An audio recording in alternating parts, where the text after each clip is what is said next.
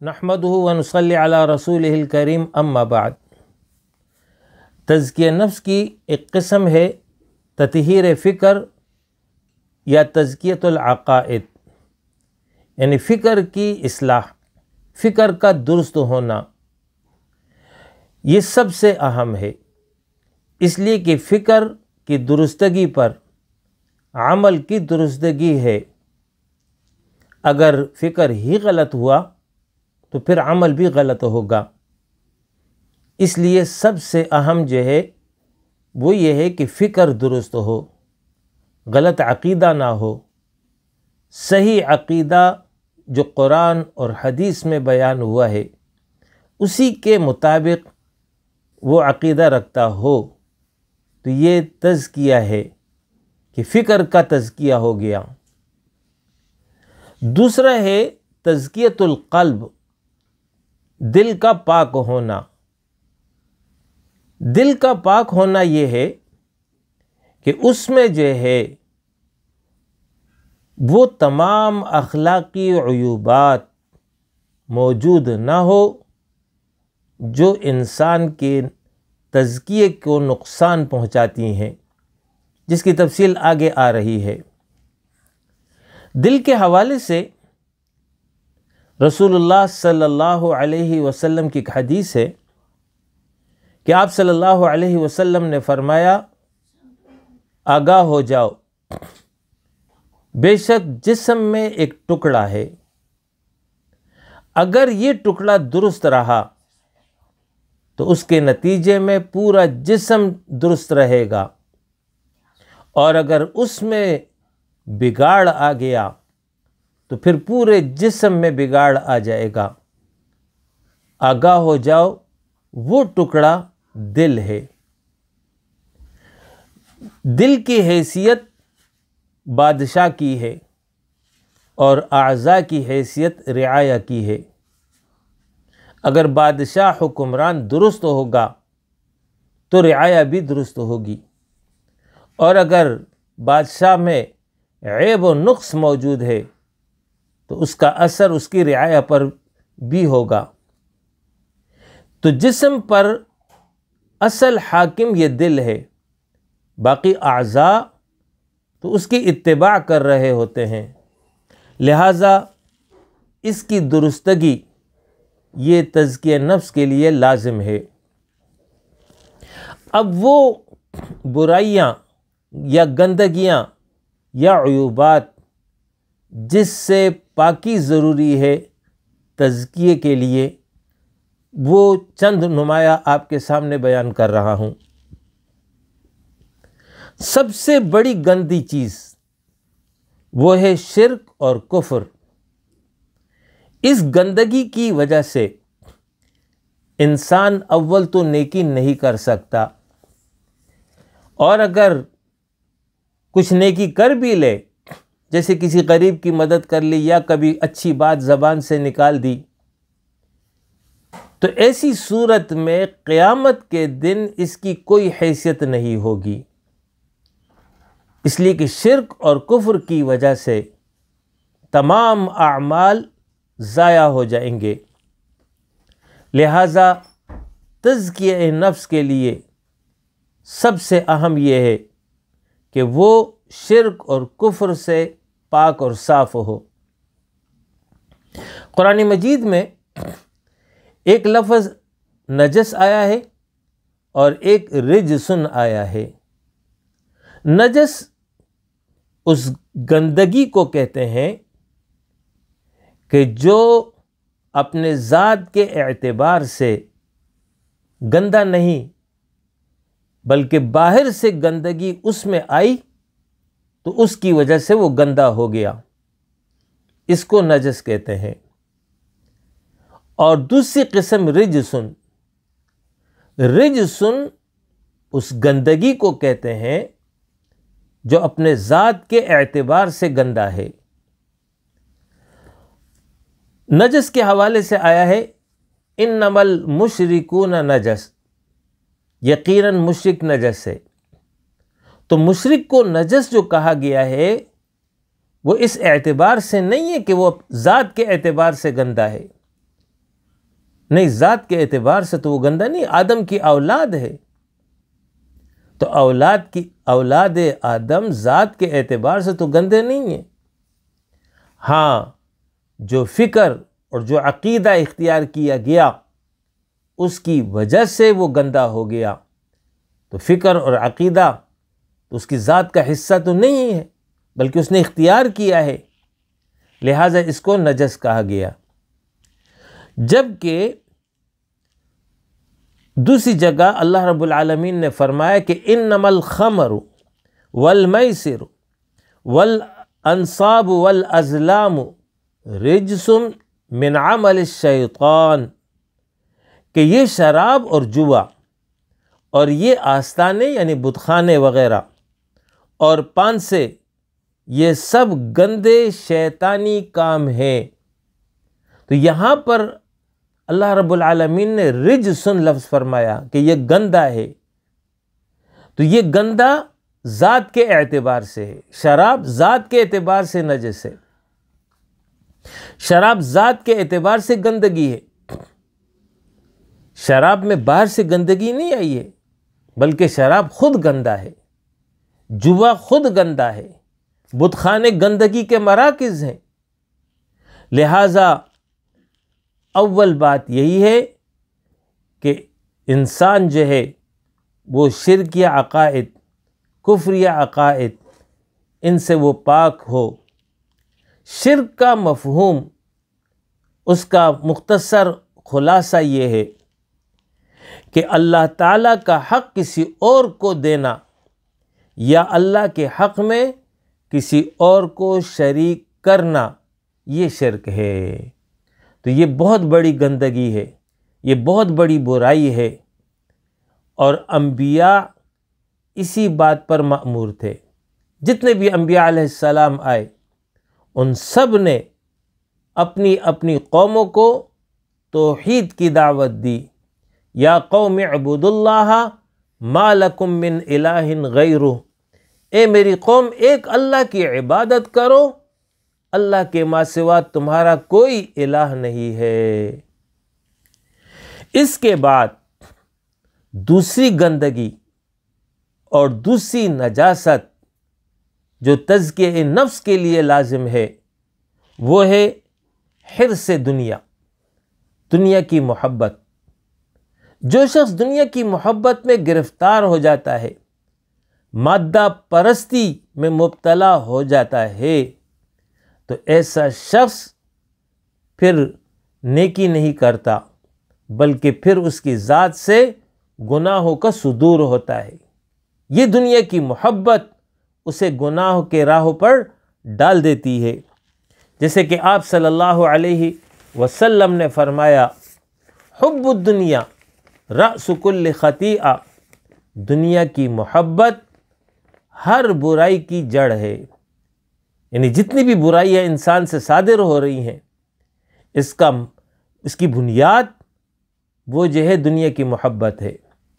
تو جو دنیا کی محبت میں گرفتار ہوگا پھر اس سے گناہ ہی صادر ہوتے رہیں گے۔ لہذا تزکیہ نفس کے لیے لازم ہے کہ وہ دنیا کی محبت سے پاک ہو۔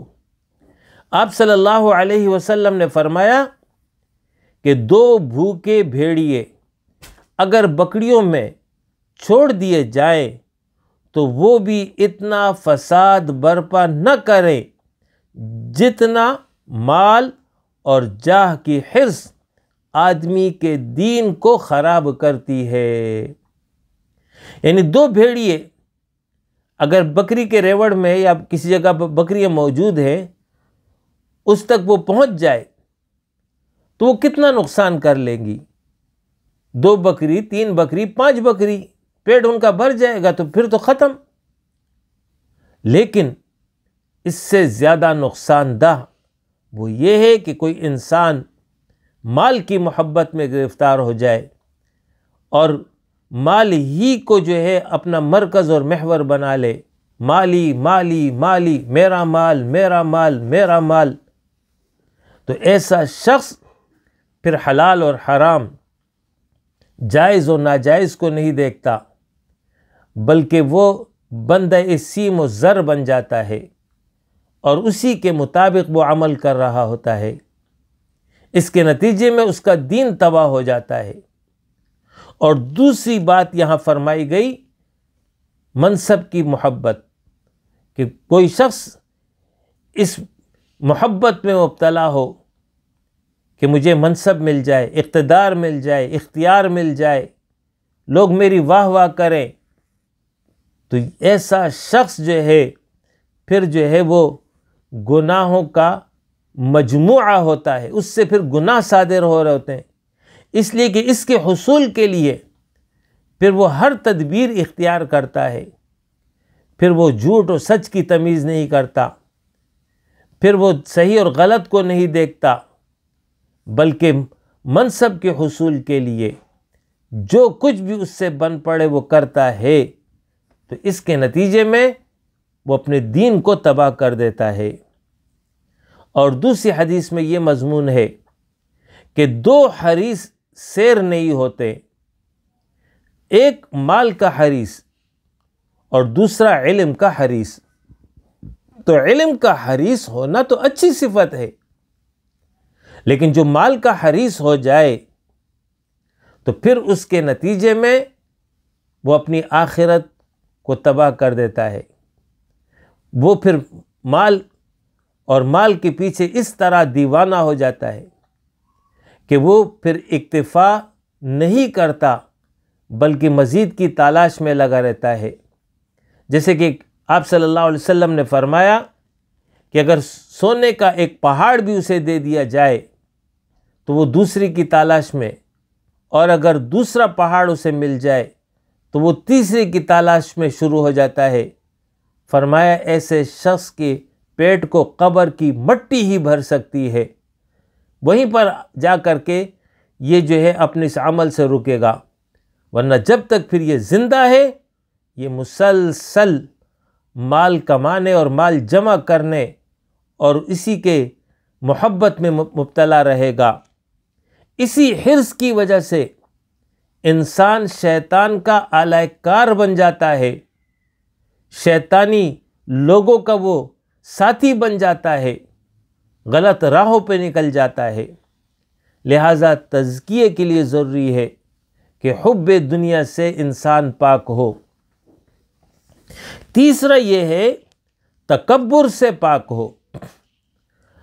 تکبر یہ اتنا بڑا گناہ ہے، اتنی بڑی گندگی ہے کہ آپ صلی اللہ علیہ وسلم نے فرمایا ہے کہ جنت میں وہ شخص داخل نہیں ہوگا جس کے دل میں ذرہ برابر تکبر ہوگا. بہت بڑی محرومی ہے. متکبر شخص کے دل میں عاجزی نہیں ہوتی، تواضع نہیں ہوتا، خوف الہی نہیں ہوتا، انابت اللہ یعنی اللہ کی طرف رجوع، اللہ کے ساتھ تعلق، اس سے اس کا دل خالی ہوتا ہے. حالانکہ جتنے بھی یہ انسان ہیں یہ سب کے سب فقیر ہیں، یہ سب کے سب محتاج ہیں، یہ سب کے سب ضرورت مند ہیں. ایک اللہ ہی غنی ہے. یا ایھا الناس، اے انسانو، انتم فقراء الی اللہ، تم سب اللہ کے سامنے، اللہ کے آگے محتاج ہو، فقیر ہو. واللہ هو الغنی، اللہ ہی غنی ہے. تو یہ تکبر انسان کو تباہ کر دیتی ہے. روز محشر اللہ رب العالمین فرمائے گا این المتکبرون این الجبارون، کہاں ہے دنیا میں تکبر کرنے والے، کہاں ہے دنیا میں جبر کرنے والے. انا ربکم الاعلی یہاں لوگ لگاتے، وہاں پر اللہ رب العالمین ان سب کے بارے میں پوچھے گا، لیکن کہیں سے کوئی صدا نہیں آئے گی. یہاں پر یہ بات بھی سمجھ لیجئے کہ تکبر اظہار نعمت کو نہیں کہتے.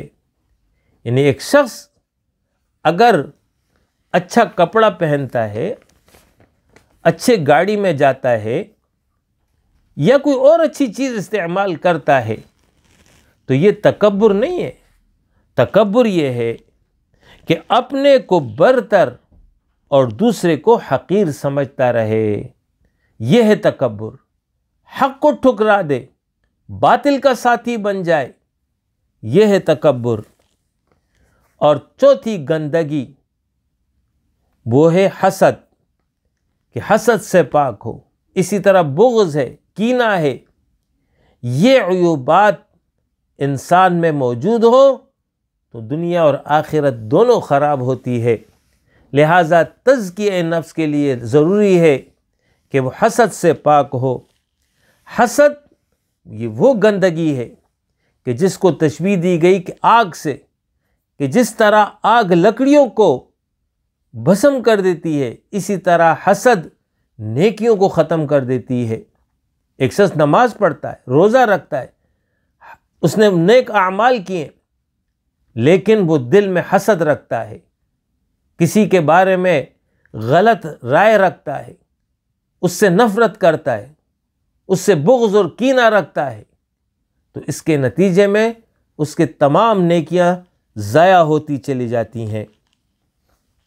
یہی وہ حسد ہے کہ جس کے نتیجے میں گروہ بندیاں پیدا ہوتی ہیں، سازشیں ہوتی ہیں، اور لوگوں میں ایک دوسرے سے نفرت پیدا ہوتا ہے.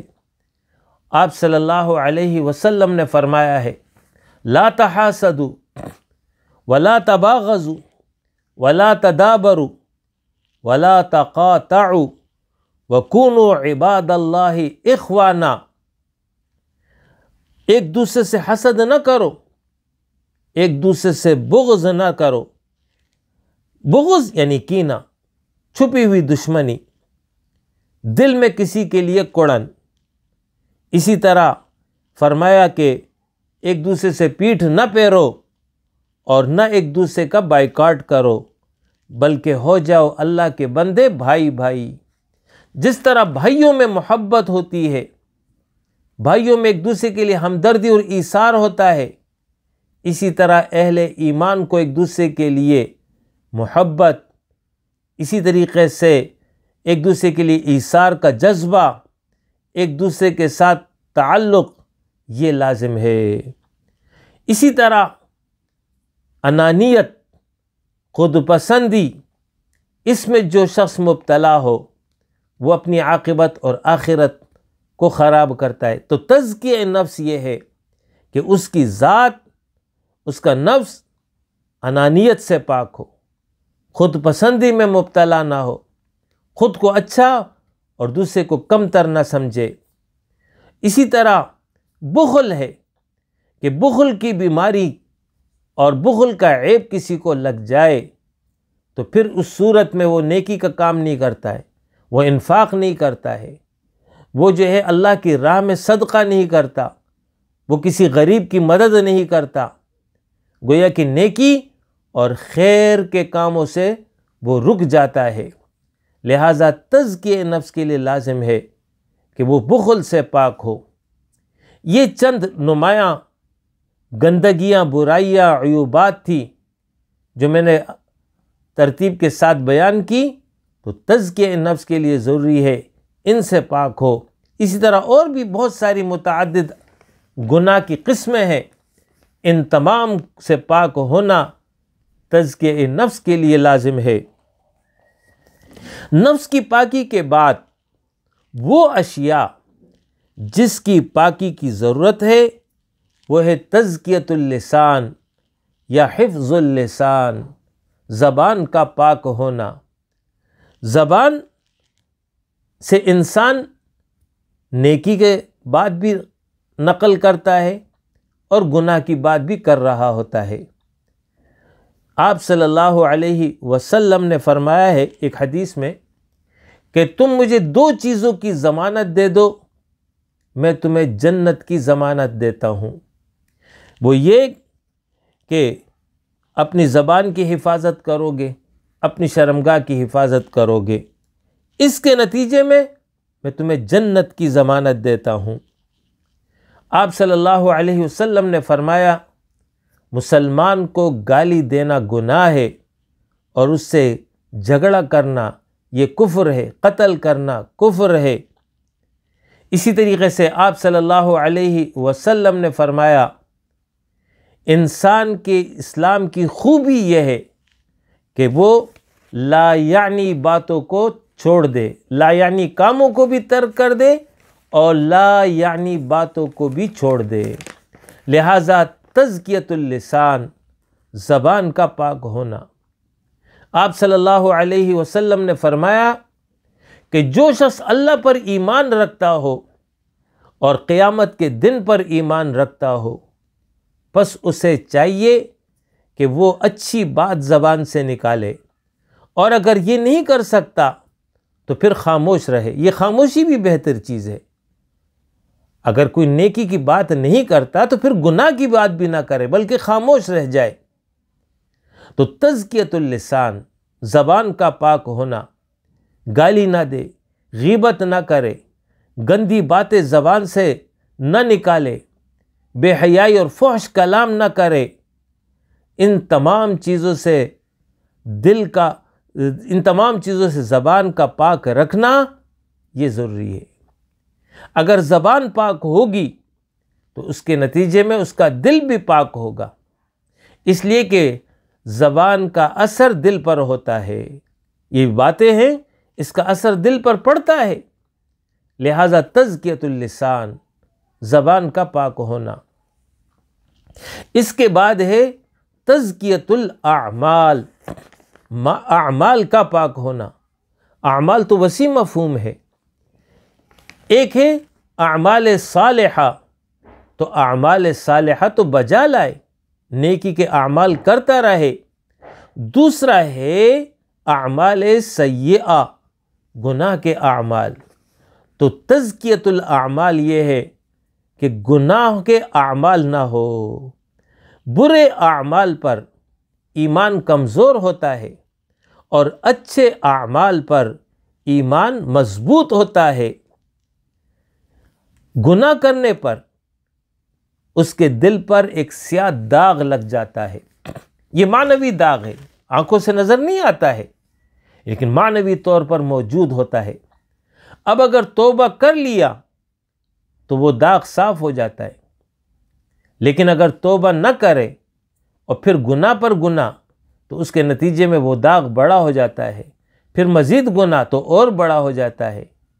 تو اگر اس طرح یہ داغ پھیلتا رہے، بڑھتا رہے، تو ایک وقت آ جاتا ہے کہ پورا دل کالا ہو جاتا ہے، اور پھر یہ کیفیت آ جاتی ہے کہ ختم اللہ علی قلوبہم بل طبع اللہ علی قلوبہم کلا بل ران علی قلوبہم۔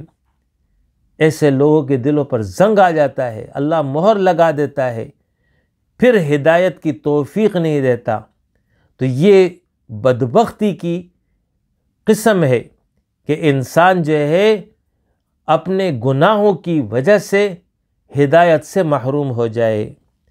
لہٰذا تزکیۃ الاعمال، اعمال کا پاک ہونا۔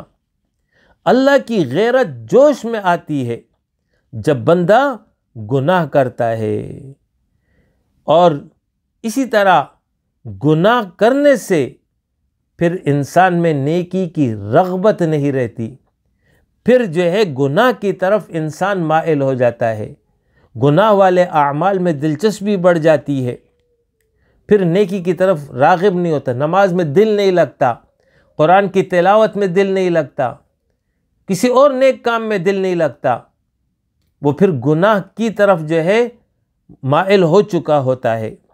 لہٰذا تمام گناہ کے اعمال، حرام اعمال، ناجائز اعمال، ان سے پاک صاف رہنا یہ ضروری ہے۔ اس کے بعد ہے تزکیۃ الاموال، مال کا پاک ہونا۔ جو رزق وہ کھاتا ہے، جو لباس وہ پہنتا ہے، اور جو شے وہ استعمال کرتا ہے، اس کا پاک اور صاف ہونا یہ جو ہے ضروری ہے۔ اس لیے کہ پاک رزق سے پاک خون بنتا ہے، اور یہ خون تو دل میں دوڑ رہا ہے، لہٰذا اس کا اثر اس کے ایمان اور اخلاق پر ہوگا۔ لہٰذا لازم ہے کہ اس کا مال پاک ہو، مال حرام نہ ہو، تو اس کے نتیجے میں پھر اس کا دل بھی پاک رہے گا، دل بھی صاف رہے گا، نیکی کی جانب وہ راغب اور مائل رہے گا۔ تو یہ جو ہے تزکیہ نفس کے ساتھ ساتھ ان تمام کا تزکیہ ہونا بھی ضروری ہے۔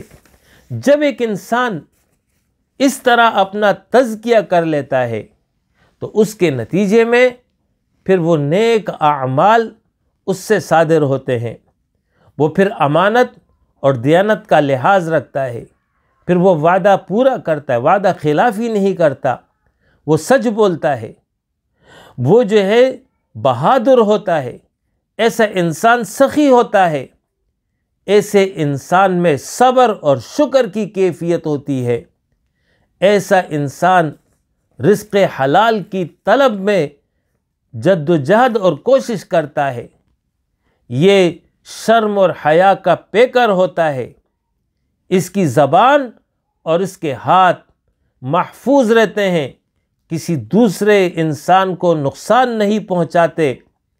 ایسے انسان کی صفت پھر یہ ہوتی ہے کہ وہ لوگوں کو معاف کر دیتا ہے، وہ صلہ رحمی کرتا ہے، رشتہ داروں کے حقوق ادا کرتا ہے۔ ایسا انسان بڑوں کا احترام، چھوٹوں پر شفقت کرتا ہے۔ ایسے انسان میں عاجزی ہوتی ہے، وہ سلام میں پہل کرتا ہے۔ ایسا انسان پھر نیکی کا حکم دیتا ہے، برائی سے روکتا ہے، اور ایسے انسان کے دل میں اللہ رب العالمین کے عذاب کا خوف ہوتا ہے، اور اس کے ساتھ ساتھ وہ اس کی رحمت کی امید بھی رکھتا ہے، یہ نہیں کہ وہ جو ہے مایوس ہو جاتا ہے۔ تو یہ اوصاف تبھی پیدا ہو سکتے ہیں جب انسان اپنا تزکیہ کر لے، تو نتیجتاً دنیا میں مؤمنانہ صالحانہ زندگی گزارتا ہے، اور آخرت میں رب کی رضا اور جنت کا حقدار بنتا ہے۔ اقول قولی ھذا واستغفر اللہ لی ولکم ولسائر المؤمنین وآخر دعوانا الحمد للہ رب العالمین۔